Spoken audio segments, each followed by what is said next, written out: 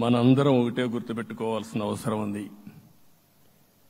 ఏ అహంకారంతో విర్రవీగిపోయారో ఆ అహంకారం కూలిపోయింది.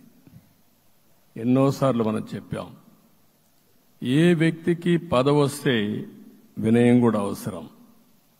పదవొచ్చిందని విర్రవీగిపోయి రేపనేది లేకుండా ఉంటుందనుకుంటే మాత్రం ఇదే జరిగే పరిస్థితి వస్తుంది. అయితే మీ అందరినీ నేను కోరేది ఒకటే, ఇవన్నీ ఒక కేస్ స్టడీగా మీరందరం స్టడీ చేసుకోవాల్సిన అవసరం ఉంది. ప్రజలు బూతులు మాట్లాడే నేతల్ని, అరాచక శక్తుల్ని, అవినీతి పరుల్ని చూశారు. పాలకులంటే ఎలా ఉండాలో చూశారు. ఈ 5 సంవత్సరాల్లో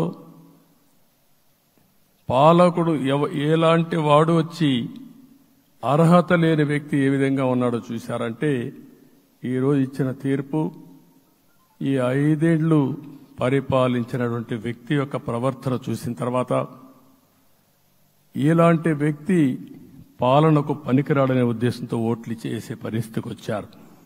ఇది నా ఉద్దేశ ప్రకారం ఒక కేస్ స్టడీ అవుతుంది. మనందరం కానీ జాగ్రత్తగా ఆలోచిస్తే.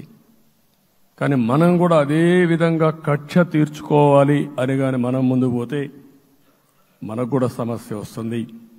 అదే సమయంలో ఒకటే చెప్తున్నా, తప్పు చేసిన వాడిని క్షమించి పూర్తిగా వదిలిపెడితే కూడా మళ్ళా అలవాటుగా మారుతుంది.